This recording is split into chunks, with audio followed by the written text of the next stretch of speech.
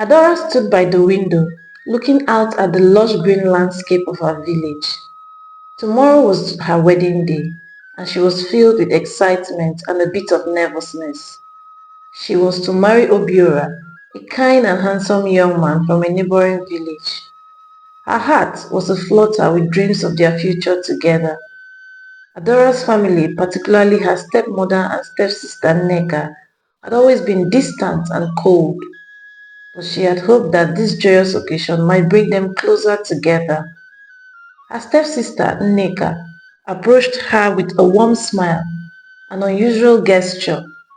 Adora, she said, her voice unusually sweet. I know a secret that can make your marriage even more blessed. Adora turned to Nneka, her curiosity aroused. What is it, sister? Nneka's eyes gleamed with a hidden motive, but Adora, always trusting and kind-hearted, failed to notice the deceit. There is a river in the village that is said to bless brides. If you bathe in it before your wedding, you will have a happy and prosperous marriage.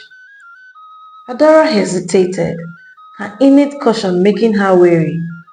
But I can't swim, Nneka. What if something happens? Nneka waved her hand dismissively, a practiced gesture meant to soothe Adora's concerns. Don't worry, I'll be there with you. Nothing will happen, trust me. The idea of a special blessing was appealing to Adora, who wanted everything to be perfect for her union with Obiora. Despite her reservations, she decided to trust Nneka, hoping that this act might foster a genuine bond between them. Little did she know Nneka's intentions were far from noble. Adora spent the evening in quiet contemplation, her mind filled with thoughts of the river and the blessings it supposedly held. She had always been deeply connected to the traditions and beliefs of her village, and the idea of enhancing her marriage through this sacred ritual was tempting. As she prepared for bed, she couldn't shake the feeling that something was amiss, but her desire for a blessed union with Obiora overrode her doubts. The next morning, as the first light of dawn broke through the trees, Nneka was already awake and bustling about. She approached Adora with a sense of urgency.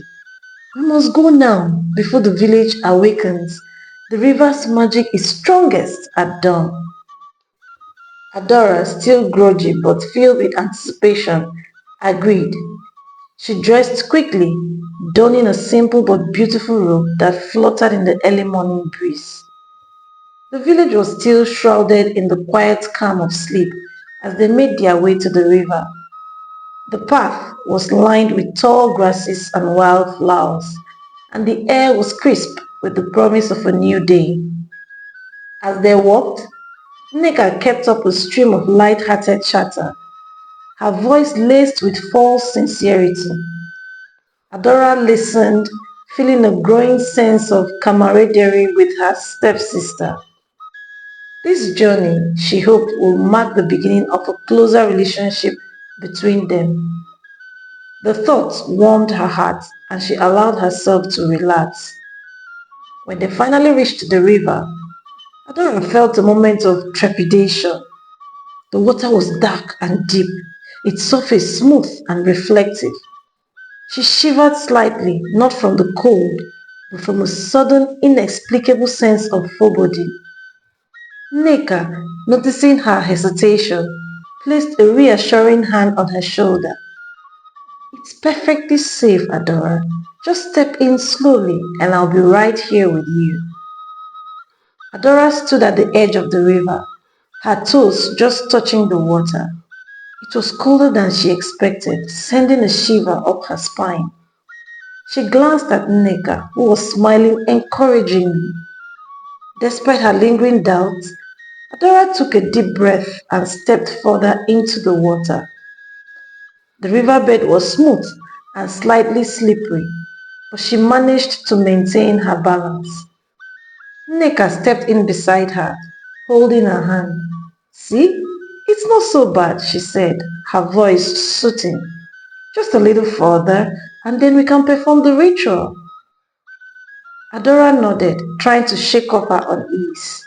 She waded in deeper, the water now reaching her waist. Nneka remained close, her grip firm on Adaora's hand.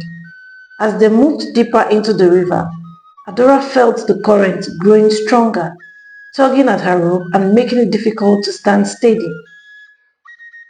Nneka, I think this is far enough, Adaora said, her voice tinged with anxiety. Can we do the ritual here? Nneka smiled, a hint of something sinister flashing in her eyes, though Adaora didn't notice. Just a little further, Adaora. Trust me, the blessings are hidden in the deeper waters, she said. Adaora took a hesitant step forward, her heart pounding. The water was now up to her chest, and she struggled to keep her footing. She glanced at Nneka, hoping for reassurance, but instead she saw a cold, calculating expression on her stepsister's face. Before she could react, Nneka tightened her grip on Adora's hand and with a sudden forceful push sent her plunging into the deeper part of the river. Adora's world turned upside down as she was thrust into the cold, dark water. She thrashed her arms desperately trying to keep her head above the surface. She could hear Nneka's scornful laughter echoing in her ears as she struggled for her life. The realization of Nneka's betrayal hit her like a blow and panic set in. Nneka stood at the river edge, watching with a twisted sense of satisfaction as Adaora fought against the current. Let me see how you end up with my Obiora, she said, before walking back hurriedly to avoid being seen by anyone. She had always been jealous of her stepsister. Adaora was beautiful, kind, and beloved by everyone in the village, including Obiora. Nneka had harbored a deep burning envy for as long as she could remember, always feeling overshadowed by Adora's presence. Nneka's mother, who shared her daughter's bitterness, had fueled this jealousy. She had encouraged Nneka's desire to take everything Adora had, including Obiora. When Obiora announced his intention to marry Adaora, Nneka's jealousy turned into a dark, obsessive determination. She vowed to herself and her mother that she would stop at nothing to take Obiora for herself. As Adora's strength waned, her mind raced. She had trusted Nneka, believed in her sincerity, and now she was paying the price. Her limbs felt heavy, her breath shallow and desperate. The water closed in around her and she felt herself sinking. In her final moment of consciousness, she thought of Obiora, her family, and the life she had hoped to build. Just as Adora's vision began to blur, she felt a strong hand grab her arm. With a sudden powerful pull, she was lifted from the water and brought to the riverbank. Coughing and gasping for air, she looked up to see her rescuer, a tall, strong man with kind eyes. It was Chike, a skilled hunter from the village. Chike had been on his early morning rounds when he heard the commotion by the river. He had rushed to the scene, arriving just in time to save Adaora. As she caught her breath, he gently helped her sit up. Are you all right? He asked, his voice filled with concern. Adaora nodded weakly, still in shock. Thank you, she whispered, her voice trembling. You saved my life. Chike gave her a reassuring smile. I'm glad I was nearby. What happened? How did you end up in the river? Tears welled up in Adora's eyes as she recounted the events leading to her near drowning. She told Chike about Nneka's deception, the push, and her struggle in the water. Chike listened intently, his expression growing more serious with each word. We must go back to the village and expose her, Chike said firmly. Your wedding is today, and Nneka cannot be allowed to take your place. Adaora, still shaken but determined, agreed. With Chike's help, she stood up, her legs unsteady but her resolve strong. They made their way back to the village, moving as quickly as Adora's condition allowed. The journey was arduous, but Adaora drew strength from the thought of stopping Nneka and saving her future with Obiora. As they neared the village, the first rays of the sun began to illuminate the path ahead. Adaora felt a renewed sense of hope and purpose. She was not alone in this fight. Chike's presence was a comforting reminder that there were good people willing to help her. When they reached the village, the morning hustle and bustle had begun. Villagers were setting up for the wedding festivities, oblivious to the drama that had unfolded. Adaora and Chike headed straight for the village square, where the preparations were in full swing. Nneka, dressed in Adora's wedding attire, stood in the village square. Her face was covered with a traditional veil and her heart pounded with a mix of excitement and fear. She hoped her deceit would go unnoticed, allowing her to marry Obiora and claim the life she had always envied. The villagers were buzzing with anticipation. The square was adorned with colorful decorations and the air was filled with the scent of fresh flowers and traditional foods being prepared for the feast. Nneka glanced around nervously, adjusting the veil to ensure her face was well hidden. She prayed that Adora's absence wouldn't be discovered until it was too late. As the crowd gathered, Obiora appeared, looking handsome and proud in his wedding attire. His eyes searched the crowd, eager to catch a glimpse of his bride. Nneka felt a surge of jealousy and desire. She had dreamed of this moment for so long, and now it was within her grasp. Obiora approached Nneka, taking her hand gently. "You look beautiful, Adaora," he said softly, his voice filled with love and admiration. Nneka's heart swelled with triumph, but she forced herself to maintain the facade of the shy, blushing bride. Just as the ceremony was about to begin, a commotion erupted at the edge of the square. Villagers turned to see Adaora, drenched and disheveled, being supported by Chike. Gasps and whispers rippled through the crowd as they made their way towards the center. Obiora's eyes widened in shock and confusion. He released Nneka's hand and took a step back, his gaze shifting between the two women. "Adaora? What is going on here?" he demanded, his voice a mixture of concern and anger. Adaora, her voice strong despite her ordeal, spoke up. "Obiora, it's me. Nneka tried to drown me in the river so she could take my place. Chike saved my life and brought me here to stop this deceit." The crowd erupted into murmurs and all eyes turned to Nneka. Her face, now uncovered, was pale with fear and rage. She knew her plan had failed and the villagers' anger was palpable. Obiora stepped forward, his expression hardening. "Is this true, Nneka? Did you really do this?" Nneka, cornered and desperate, tried to defend herself.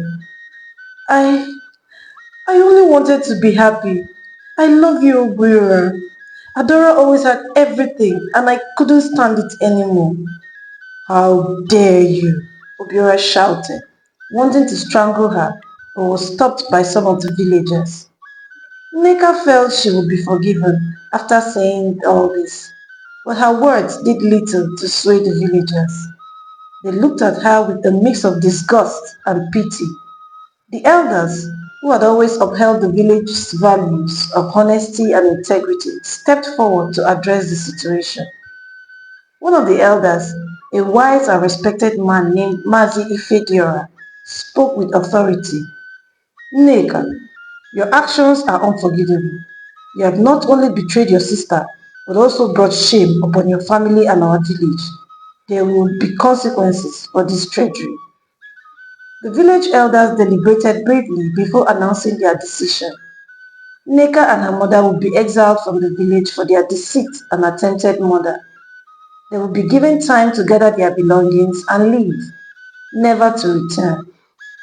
The villagers, though shocked and saddened by the betrayal, agreed with the elders' judgment.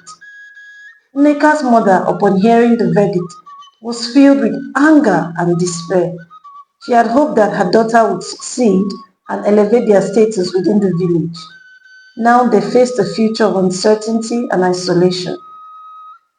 With Nneka and her mother's fate decided, the attention returned to Adaora. The villagers rallied around her, offering support and assistance. She was taken to her home to clean up and prepare for the wedding once more. Despite the traumatic event, Adora's spirit remained unbroken.